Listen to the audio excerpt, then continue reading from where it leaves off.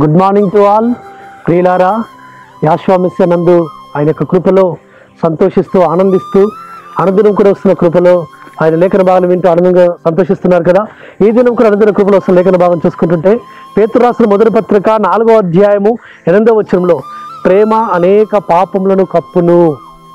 అవును ప్రియులారా, పరిశుద్ధ గ్రంథంలో పరమ తండ్రి శ్రేష్టమైనది అనేది రాసించి పెట్టింది ఏంటంటే ప్రేమ అని ఆయన పెట్టాడు. ఎందుకంటే ఆయన ప్రేమాస్వరూపి.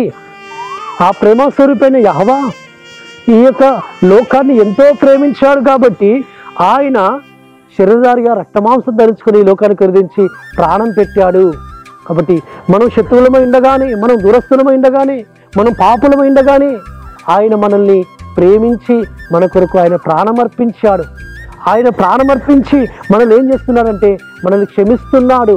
మన పాపములన్నీ కూడా క్షమించాడు, మన దోషములన్నీ కూడా క్షమించాడు, మన అతిక్రమలన్నీ కూడా ఆయన కప్పివేస్తూ వచ్చాడు. ఎందుకంటే ఆయన ప్రేమాస్వరూపి.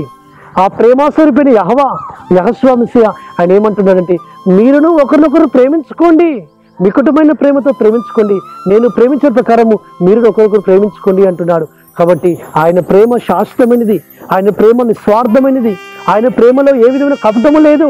కాబట్టి ఆ ప్రేమాస్వరూపైన యెహోవా మెస్సియా మనల్ని ప్రేమిస్తున్నారు. కాబట్టి ఈ దినం వరకు మనం సజీవులలో ఉన్నాము.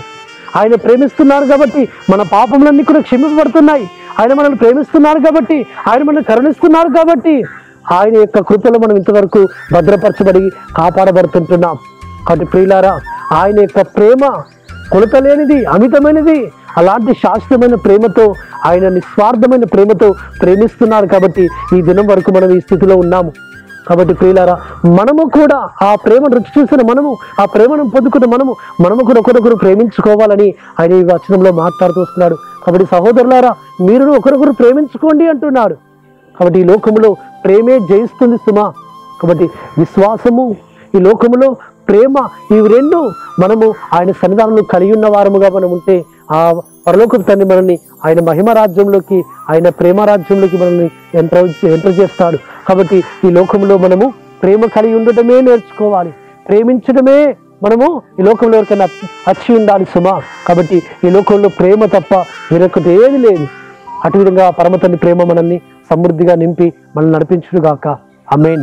ప్రార్థన చేసుకుందాం. పరలోకమందున్న మా తండ్రి సర్వోన్నతుడా, మీ ప్రేమ ఎంత గొప్పదో, మీ ప్రేమని యొక్క అయ్యా రుచిని మేము తెలిసిన వారమై అనేకులు కూడా మేము ప్రేమించడానికి సహాయం చేయమని ప్రార్థిస్తూ మారక్షకుడు, విమోచకుడు, నజరేయుడైన యెహోవా మెస్సియా అతి పరిశుద్ధమైన నామమున స్తుతించి ప్రార్థించి వేడుకుంటున్నాము తండ్రి. ఆమేన్. సర్వోన్నతుడు, సర్వాధికారిని యెహోవా మెస్సియా కృపా కనికరము, ఆయన ప్రేమ నిరంతరములకు నిలిచి ఉండును గాక. ఆమేన్.